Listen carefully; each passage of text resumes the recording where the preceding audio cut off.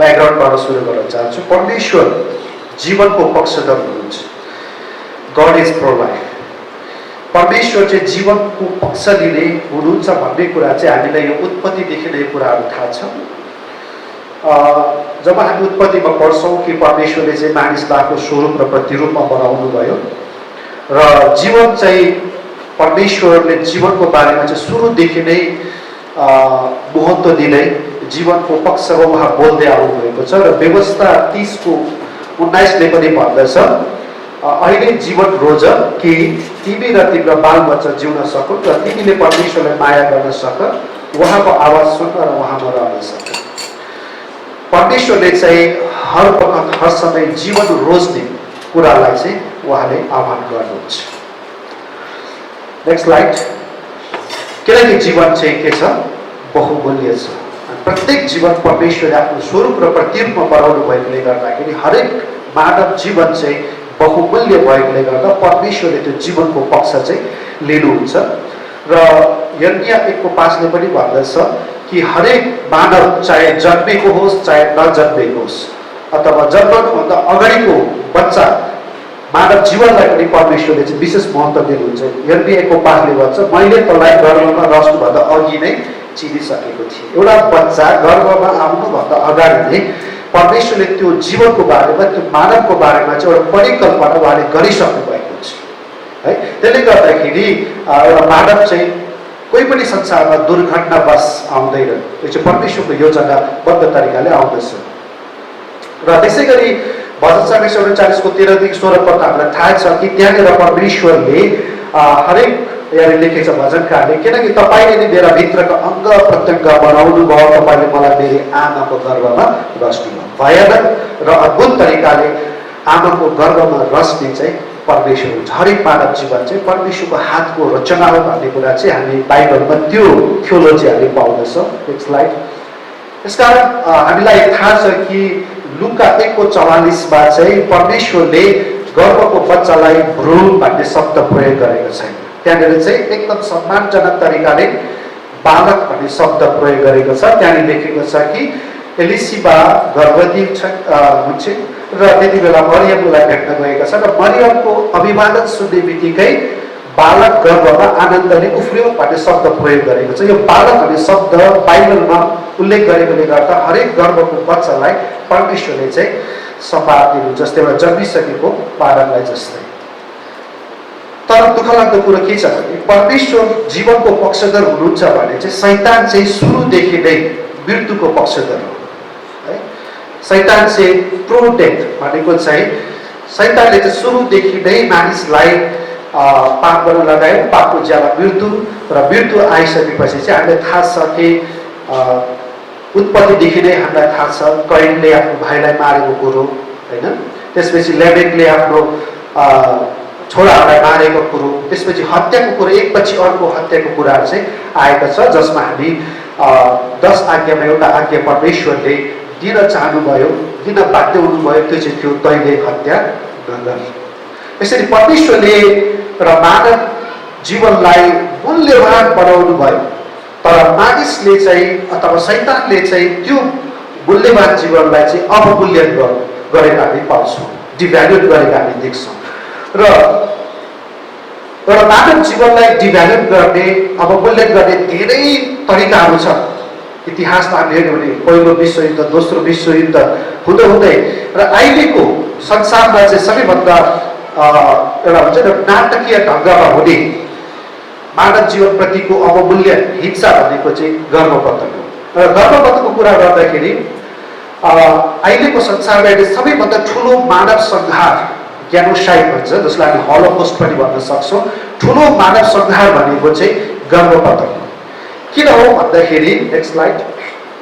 तपाईँलाई थाहा छ यो 2018मा तपाईँले देख्नुहुन्छ 1.7 मिलियन चाहिँ HIV एड्सद्वारा मानिसहरू मरेका छन् भने 5 मिलियन चाहिँ स्मोकिङ धुम्रपानबाट र क्यान्सरबाट 8.2 भने वर्ल्डमा सबैभन्दा बढी मानव जीवनलाई नष्ट गर्ने कारक तत्त्व भनेको चाहिँ एबोर्सन हो, गर्भपतन। गर्भपतनद्वारा चाहिँ 41.9 यसलाई अलटुगेदर 42 बिलियन एबोर्सन 4 करोड 20 लाख मानव जीवन चाहिँ गर्भपतनबाट नष्ट भएको छ। अब तपाईलाई अनुमान गर्नुहोस् कि हामीहरूको सोच हामीहरूको फोकस कहाँ छ भन्दाखेरि HIV एड्सबाट कति मरे, कुपोषणबाट कति मान्छे मरे, प्राकृतिक प्रकोपबाट कति मान्छे मरे, युद्धबाट, टेररिस्ट एट्याकबाट, आतंकवादबाट कति मरे। तर त्योभन्दा बढी सङ्ख्या हामीले हेर्यो भने गर्भपतनबाट धेरै मानव जीवनहरू चाहिँ आज नष्ट भइराखेका छन्। अनि यसलाई चाहिँ हामीले ड्रामेटिकली हेर्यौँ भने ड्रामेटिकली यसले चाहिँ धेरै जीवनहरू नष्ट गरेको देखिन्छ, जो चाहिँ केही पनि भइरहेको छैन जस्तो देखे तापनि। तर मानव जीवनलाई संहार गर्ने कारक तत्त्व भनेको चाहिँ एबोर्सन हो अहिलेको समयमा। अनि यो चाहिँ ठुलो जेनोसाइड हो, मानव संहार हो।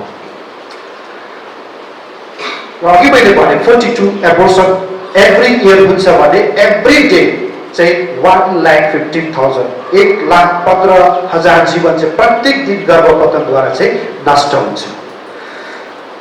स्लाइड। अब तपाईँ एकछिन हिस्ट्रीमा जानुहोस्, इतिहासमा तपाईँले हेर्नुहोस् पहिलो विश्वयुद्ध, दोस्रो विश्वयुद्ध, कम्बोडियाको मानव संहारको कुरालाई ल्याउनुहोस्, रुवान्डामा भएको मानव संहारलाई ल्याउनुहोस्, त्यो सबै कुरालाई तपाईँले एकपट्टि राखेर इतिहासमा भएको मानव संहारलाई एकपट्टि राखेर 1 वर्षमध्ये गर्भपतनद्वारा मानव जीवन नष्ट हुने कुरालाई यदि तपाईँले तुलनात्मक रूपमा हेर्छौँ भने सबैभन्दा बढी प्रत्येक वर्ष गर्भपतनले मानव जीवन नष्ट भएको देखिन्छ। प्रत्येक 3 सेकेन्डमा 4वटा जीवन नष्ट हुन्छ। यति ऱ्यापिडली, यति छिटो छिटो मानव जीवन संहार भएको कुरा चाहिँ हामी देख्दछौँ। र यो मानव जीवनको संहार चाहिँ कहाँनिर बढी हुन्छ? हामी सोच्छौँ अमेरिकामा हुन्छ होला, युरोपमा हुन्छ होला, अफ्रिकामा होइन। अमेरिका, युरोप, अफ्रिकामा थोरै थोरै प्रतिशत भएको देखिन्छ। अफ्रिकामा अलिकति बढी छ 14%, तर 62% एबोर्सन चाहिँ एसियामा भएको छ, एसिया महादेशमा, जहाँ चाहिँ हाम्रो जस्तो देशहरू पर्छ। इन्डिया, नेपाल, बङ्गलादेश, श्रीलङ्का जस्तो राष्ट्र परेको यो देश एसियामा चाहिँ सबैभन्दा बढी गर्भपतन 42 बिलियन एबोर्सन हुन्छ, त्यसमा 62% एबोर्सन चाहिँ एसियामा हुन्छ। भनेपछि रियल मिसन फिल्ड, गर्भपतनले क्रिएट गरेको रियल मिसन फिल्ड भनेको चाहिँ एसिया हो। त्यसले गर्दाखेरि हामीले यो कुरा चाहिँ बुझ्न जरुरी छ। स्लाइड। नेपालमा गभर्मेन्टले भन्छ प्रत्येक वर्ष 80, 90, 95 हजारको हाराहारीमा एबोर्सन हुन्छ प्रत्येक वर्ष। त्यसमा त अब 25% जहिले पनि अलि त अझै वृद्धि भइरहेछ। अन्डर 18 वर्षदेखि मुनिकाहरूले गर्छन् भने, तर हामीहरूको भोइस अफ फिटसको तथ्याङ्क अनुसार चाहिँ अलिकति फरक छ। हामी चाहिँ कसरी हेर्छौँ भन्दाखेरि प्रत्येक वर्ष 8 लाख महिलाहरू गर्भवती हुन्छ भने त्यसमा 2 लाख महिलाहरूले आफ्नो गर्भ चाहिँ नचाहिने कुरा गर्छ। अब नचाहिने गर्भ कहाँ जान्छ भन्दाखेरि 1,20,000 त्यो सूचीकृत नभएको ठाउँमा गएर गर्भपतन गर्छ, जसको रिपोर्ट केही पनि हुँदैन भने 80,000 हाराहारी मात्रै लिस्टेड सर्भिस प्रोभाइडर भनेको सूचीकृत गरेको ठाउँमा गएर गर्भपतन गर्छ। सरकारको रिकर्डमा बस्ने भयो 80,000 र 1,20,000 चाहिँ हराउँछ। त्यसले गर्दा हामीहरूको अनुसार चाहिँ नेपालमा मोर देन 2 लाख एबोर्सन हुन्छ। र अहिलेको रिसेन्ट तथ्याङ्कले भन्छ 3 lakh, more than 3 lakh abortion चाहिँ नेपालमा भइराखेको छ। एउटा सानो मैले तपाईँलाई प्रतिनिधिमूलक घटना देखाएको, यही विष्णुमती खोला किनारमा यो 6वटा बच्चाको शव, आजभन्दा 9 वर्ष अगाडिको कुरा हो। यो एउटा प्रतिनिधिमूलक घटना मात्र हो कि नेपालमा अथवा काठमाडौँ सहरमा एबोर्सन कति हुन्छ भन्ने कुरा। जसमा नेक्स्टलाई सबैभन्दा ठुलो बच्चा चाहिँ जो चाहिँ गर्भ बाहिर आएर बाँच्न सक्ने बच्चा, 7 महिनासम्मको बच्चा चाहिँ पतन गर्ने गरेको पाइन्छ। जबकि सरकारले 12 हप्ताको भनिएका छन् भने, तर बच्चा फ्याँक्ने बेला जन्मन लागेको बच्चाहरू पनि फ्याँकेको कुराहरू चाहिँ हामी देख्दछौँ। तर यसरी पत्रिकाले चाहिँ गर्भपतन एकदमै धेरै बढेको, त्यो पनि तीव्र गतिमा बढेको कुराहरू बताउँछन्। तीव्र रूपमा बढेको, त्यो ट्रिपल वेमा बढेको कुराहरू चाहिँ देखाइराखेको छन्। र त्यसमा पनि गर्भपतन गराउनेहरू चाहिँ अविवाहितहरू र कम उमेरकाहरू चाहिँ बढी देखिएको छ, जो चाहिँ हाम्रो लागि एकदमै दुःखको कुरा हो। Slide please. र यसरी अर्को कुरा चाहिँ हामी चाहिँ कन्या भ्रूण हत्या भन्छ नि, छोरी सबैलाई आमा चाहिन्छ, दिदीबहिनी चाहिन्छ, तर छोरी चाहिँदैन। छोरी हो भने 10,000 खर्च गरेर फ्याक्ने चलन पनि हाम्रै देशमा छ। र यसरी स्लाइड एउटा यो घटना अर्को चाहिँ नवजात शिशु हत्या। यसको मतलब चाहिँ बच्चाको जसोतसो पेटबाट हुर्काएर तर जन्माएर फ्याँक्ने चलन चाहिँ हाम्रो सहरी क्षेत्रमा बढी देखिएको छ है। अहिले हामी दिनदिनै अनलाइन मिडियातिर भेट्छौँ कि कसैले मकै झाडीमा बच्चा भेटाएर छ, कसैले खोलाको किनारमा, कसैले टोइलेटमा, कसैले होटलको रुममा अथवा कसैले हस्पिटलमै छोडेर गएको कुराहरू हामी सुन्छौँ। कुनै कुनै बच्चाहरू जीवितै उद्धार गरिएको छ र त्यसलाई धेरै परिवारहरूले पाल्नको लागि लगिएका छन् भने कतिवटा बच्चाहरू चाहिँ यसरी मरेको अवस्थामा पनि मृतक अवस्थामा भेटाएका छन्। अब तपाईँलाई कुरा गर्दैछु, मानव जीवन यति मूल्यवान छ कि यो जीवनलाई यसरी यो फोहोरको टोकरीमा फ्याँक्ने योग्यको यो जीवन छैन। को कसले अधिकार थियो यो जीवनलाई यो फोहोरको टोकरीमा नचाहिने वस्तुको रूपमा फ्याँक्ने अधिकार कसले थियो? त्यसकारण आज हामीले बुझ्न जरुरी छ कि गर्भपतन एउटा यस्तो खालको जघन्य अपराध हो, परमेश्वरको दृष्टिकोणमा सामाजिक रूपमा हेर्ने भन्ने यति ठुलो अपराध हो जसलाई हामीले पहिचान गर्न सक्नुपर्छ। तपाईँलाई थाहा छ अहिले भर्खरै हाम्रो 601 जनाले 28 हप्तासम्मको बच्चा फ्याँक्न पाउनुपर्छ भनेर उनीहरूले प्रस्ताव राखे र उनीहरूको त्यो बिल पनि पास हुँदैछ। उनीहरूले पुरा आफ्नो ब्रोसरमा अलरेडी राखिसकेको छ। जस्तै आइपस नेपालको ब्रोसरमा तपाईँले हेर्नुभयो भने 28 हप्तासम्मको गर्भ यदि कुनै पनि स्त्री चाहिँ हात हात गर्ने जबरजस्ती गर्नेबाट गर्भवती हुन्छ भने उसले 28 हप्तासम्मको 7 महिनाको बच्चा चाहिँ फ्याँक्ने अधिकार चाहिँ अहिले दिएको छ। कोही पनि बोलेन यो कुरालाई लिएर, कोहीले पनि आपत्ति जनाएन। कमसेकम चर्च त बाहिर आउनु पर्थ्यो यो कुरालाई लिएर, कमसेकम धेरै कुरा गर्न नसकेर पनि एउटा भेला गरेर यो कुरा चाहिँ हामीलाई बाध्य छैन है भनेर यदि त्यति मात्र आपत्ति जनाएको भए अथवा एउटा सानो प्रेस एउटा भनौँ विचार एउटा प्रिन्टेड रूपमा निकालेको भए पनि अलिकति त्यसमा आपत्ति जनाएको देखिन्थ्यो, तर यसमा कसैले चासो देखाएन। तपाईँलाई थाहा छ डक्टरहरू तयार छैन अहिले। डक्टरहरूले पनि आपत्ति जनाएका छन्, मेडिकल पर्सनहरूले भनेका छन् हामी 7 महिनाको बच्चा हामी मार्दैनौँ, किनकि 7 महिनाको बच्चा मार्ने अधिकार त हामीलाई युएनले पनि दिएको छैन।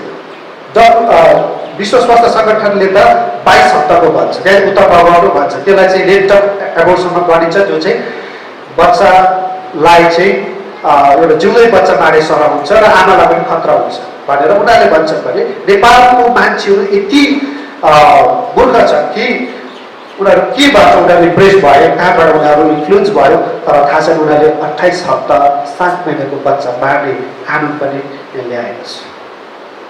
अनि अलिकति हाम्रो लागि यो चाहिँ सोच्ने विषय हो र यही कुरालाई लिएर हाम्रो संस्था भोइस अफ फिटस चाहिँ आजभन्दा 10 वर्ष अगाडि हामीले यो समस्यालाई पहिचान गरेर चाहिँ हामी चाहिँ नेपाल सरकारमा दर्ता भएर हामीले काम सुरु गऱ्यौँ। एउटा सानो हम्बल स्टार्टिङ, यो कुनै ठुलो सुरुवात थिएन, एउटा सानो सुरुवातबाट यो संस्था चाहिँ हामीले नेपाल सरकारमा दर्ता गरेर हामीले काम सुरु गऱ्यौँ र हामीले नेक्स्ट स्लाइड एउटा स्पष्ट उद्देश्य पनि राख्यौँ कि उद्देश्य चाहिँ हामीले कसरी गर्भपतनलाई अनावश्यक तुल्याउने, कसरी गर्भपतनै गर्न नपर्ने स्थितिहरू सृजना गर्ने अनि यसको जनचेतनामूलक कार्यक्रमहरू गरेर हुन्छ कि अरू धेरै कामहरू गरेर हुन्छ, कसरी हुन्छ हामीले चाहिँ यसलाई अगाडि बढाउने एउटा उद्देश्य राखेर हामीले चाहिँ काम सुरु गऱ्यौँ। स्लाइड यसरी हामीले अहिले हाम्रो काम चाहिँ 3वटा भागमा यसलाई चाहिँ रणनीतिक तरिकाले प्रिभेन्सन रिकभरी भनेर हामीले कार्यक्रमहरू गरिराखेका छौँ। अनि यही कार्यक्रम चाहिँ पुग्दो त छैन, तर पनि एउटा हामीले एटलिस्ट एउटा प्यारा चर्च अर्गनाइजेसनको रूपमा हामीले कामहरू सुरु गरेका छौँ र प्रिभेन्सनको पार्टमा हामीले चाहिँ अहिले ट्रेनिङहरू विभिन्न ठाउँमा ट्रेनिङहरू सुरु गरेका छौँ। स्लाइड यसरी ट्रेनिङहरू चाहिँ हामीले 3-4वटा यसलाई चाहिँ हामीले मेथडहरू अप्नाएर ट्रेनिङहरू गरिरहेको छौँ। विशेष गरी चर्चको पास्टरहरूलाई छुट्टै किसिमको ट्रेनिङ छ, हाम्रो देवको चुज लाइफ भन्ने ट्रेनिङ, छुट्टै तरिकाले गर्छौँ भने नेक्स्ट स्लाइड हामीले समाजमा चाहिँ विशेष गरी समुदायमा चाहिँ यसरी खुल्ला रूपमा चर्च मात्र नभएर अरू समुदायलाई पनि राखेर यो भोइस फर द भोइसलेस ट्रेनिङहरू जहाँ चाहिँ हामीले गर्भको बच्चा के हो, कसरी कति महिनामा कस्तो हुन्छ, गर्भवतन के हो, त्यसको असर के हो भन्ने यस्ता कुराहरू चाहिँ लिएर हामीले शिक्षा दिने गर्छौँ। Next slide.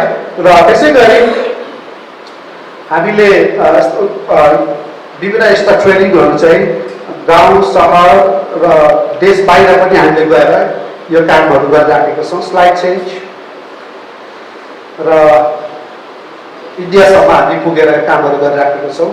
र त्यसै गरी हाम्रो अर्को एउटा ट्रेनिङ छ यो जर्नी अफ लाइफ गिभर भन्ने ट्रेनिङ। त्यसै गरी रिडक्टिभ कम्पेन्सेसन एउटा गर्भपतन गर्न लागेको मान्छेलाई कसरी हामीले काउन्सिलिङ गरेर उसको माइन्ड चेन्ज गर्ने भन्ने कुराहरू। Next slide. र त्यसै गरी सेक्सुअल बोल्डनेस ट्रेनिङ यौन पूर्णता बारे शिक्षा, यौन शुद्धता सम्बन्धी शिक्षाहरू। Next slide. र त्यसै गरी हामीले चाहिँ विभिन्न अवसरमा विशेष गरी सहरतिर पसेर हामीले विभिन्न यस्ता प्रोग्रामहरू गर्छौँ जहाँ चाहिँ हामीले प्रोलाइफ जेनेरेसन क्रिएट गर्ने एउटा अहिलेको पुस्ताहरूलाई कसरी जीवनको पक्षमा उभिने भन्ने कुराहरू सिकाउने यस्ता कुराहरू चाहिँ हुन्छन्। Slide change. र त्यसै गरी हामीले यो बसन्तपुरमा भ्यालेन्टाइन डेमा हामीले एउटा प्रोग्राम गरेको थियौँ जो चाहिँ अति नै प्रभावकारी भएको थियो, जहाँ चाहिँ हाम्रा विद्यार्थीहरूले यो कामहरू गर्नुभएको थियो। Slide change. त्यसरी हामीले यो सोसल वर्क डेमा पनि कीर्तिपुर युनिभर्सिटीमा गएर पनि हामीले त्यहाँको स्टुडेन्टको बिचमा हामीले यो ओकेजनल एवारनेस प्रोग्रामहरू गरेका थियौँ। र फाइनल्ली हाम्रो काम भनेको चाहिँ नट ओन्ली एवारनेस होइन, तर त्यस्तो अवस्थामा पुगेका दिदीबहिनीहरूलाई एउटा इन्टरभेन्सनको रूपमा सहायता गर्नको लागि हामीले चाहिँ एउटा म्याटर्निटी होम पनि तयार गरेका छौँ, जहाँनिर चाहिँ हामीले यस्ता दिदीबहिनीहरू विशेष गरी दिदीबहिनीको कुरा भन्दा पनि विशेष गरी टिनेजर्सहरू सानो उमेरमा गर्भवती हुने अनि त्यसपछि उनीहरू अब गाउँघरमा बस्न नमिल्ने अनि त्यसपछि कहाँ जाने, अब एउटै विकल्प छ कि गएर गर्भपतन गर्नु पर्यो कि चाहिँ गएर सुसाइड गर्नु पर्नु पर्यो। त्यस्तो स्थितिमा भएकाहरूले उनीहरूको कसैको आमाले, कसैको बुवाले, कसैको दाइले, कसैको मण्डलीको अगुवाले, कसैलाई आफ्नो साथीले चाहिँ हाम्रो संस्थामा ल्याउँछन् र उनीहरूलाई चाहिँ हामीले सहायता गर्छौँ। र एउटा बच्चा जन्माउनका लागि चाहिँ हामीले एउटा वातावरण तयार गर्छौँ र उनीहरूले आफ्नो बच्चा जन्माउँछन्। कतिले आधा जसोले आफ्नो बच्चा आफै पालेर सिङ्गल प्यारेन्टिङको रूपमा उनीहरूले आफ्नो बच्चालाई मातृत्व दिइरहेछ भने, अनि आधा जसोले चाहिँ आफ्नो बच्चा आफ्नो करियरको कारणले गर्दा पाल्न नसकेको कारणले गर्दा अन्य परिवारमा उनीहरूले स्थापित गरेर उनीहरू नर्मल जीवनमा फर्केका छन्। Next slide. र यसरी हाम्रो चाहिँ यो क्रम अफ ब्युटी म्याटर्निटी होम चाहिँ अहिले हामीले गोदावरीमा राखेका छौँ अनि यहाँनिर जस्ता दिदीबहिनीहरूले चाहिँ सेवा पाउने गर्छ। र यो मुख्य हाम्रो उद्देश्य भनेको नै गर्भपतनलाई अननेसेसरी बनाउने हो, त्यसलाई अनावश्यक तुल्याउनका लागि नै हामीले गरेका हौँ। Slide change. र हाम्रो अन्तिम उद्देश्य भनेको नै एउटा मानव जीवनलाई गर्भपतन जस्तो अमानवीय कार्यबाट बचाउनु र एउटा जीवन यति योग्य छ कि यो जीवनलाई चाहिँ हामीले संरक्षण दिनु पर्यो। आमेन।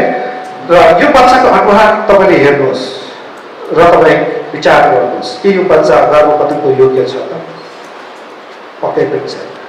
र हरेक पटक जब म बच्चा जन्मिन्छ म हस्पिटल जान्छु, बच्चालाई हातमा लिन्छु र म हेर्छु उसको अनुहार, जहिले मेरो लागि त पाउनु हुँदैन तर पनि मेरो आँखामा आँसु रसाउँछ।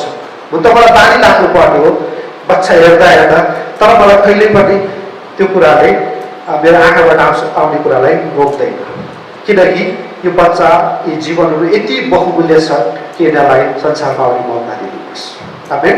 र यही कामलाई लिएर हाम्रो संस्था चाहिँ अगाडि बढिराखेको छ र अहिले लगभग 10 वर्ष भयो र हामी एकदमै साधारण तरिकाले काम गर्छौँ। हाम्रो ठुलो बजेट केही पनि छैन। परमेश्वरको अनुग्रहले एउटा भवन छ, तर यसको मतलब यो होइन कि हामीसँग ठुलो धनराशि छ। हामी एकदमै सामान्य तरिकाले सामान्य एउटा हुन्छ नि कार्यक्रम लिएर हामी काम गरिरहेछौँ। तर हामीहरू विचार गर्छौँ कि मैले 42 बिलियन एबोर्सनमा एक अङ्क मात्र मैले माइनस गर्न सकेँ, त्यो नै मेरो ठुलो उपलब्धि हुन्छ। आमेन। र अहिले हामी यही कार्य गरेर अगाडि बढिराखेका छौँ र हाम्रो मेरो अहिले प्रार्थनाको विषय छ, स्लाइड चेन्ज गरिदिनुहोस् त, ओके, कि हामीले गर्भपतनलाई कसरी रोक्ने। किनकि हाम्रो प्रार्थनामा त्यो शक्ति छ, जब हामी प्रार्थना गर्छौँ परमेश्वरले अचम्म कामहरू गर्नुहुन्छ। र चर्च, विशेष गरी चर्च त्यो स्थानमा छ। चर्च भनेको चाहिँ कहिले पनि रक्षात्मक पक्षमा कहिले पनि बस्दैन। चर्च भनेको आक्रामक पक्षमै बस्नुपर्छ। त्यसको मतलब चर्चले जहिले पनि यस्ता मुद्दाहरूलाई सम्बोधन गर्न सक्नु पर्यो। यदि हामीले यस्ता मुद्दालाई सम्बोधन गर्छौँ भने मलाई लाग्छ हाम्रो देश नेपाल चाहिँ ख्रिस्टको चेलापनमा आउनेछ। आमेन। र ख्रिस्टको चेलापनमा ल्याउनका लागि हामी मण्डलीले यस्ता मुद्दाहरू पहिचान गर्ने र यसलाई सम्बोधन गर्ने काम गर्यो भने चाहिँ हामी हाम्रो देशलाई चाँडै परमेश्वरको सिद्धान्तमा, बाइबल सिद्धान्तमा हिँड्न सक्ने बनाउनेछौँ।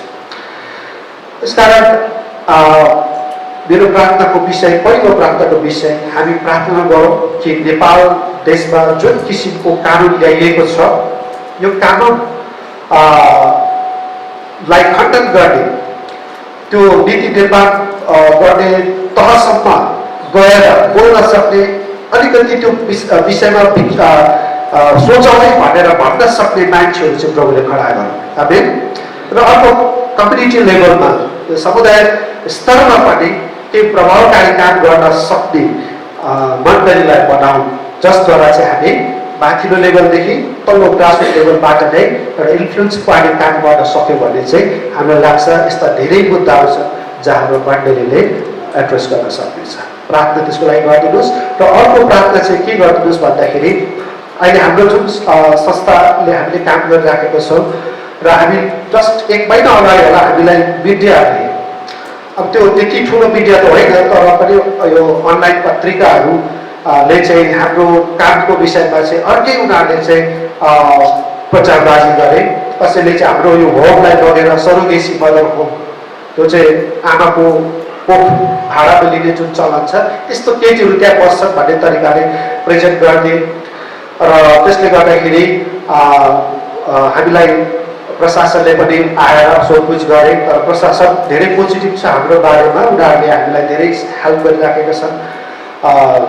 तर पनि हामी हेल्प गऱ्यौँ भनेर नै हामी चुप लागेर बस्ने अवस्था त छैन। हामीलाई प्रार्थनाको खाँचो छ, प्रार्थना गरिदिनु होला।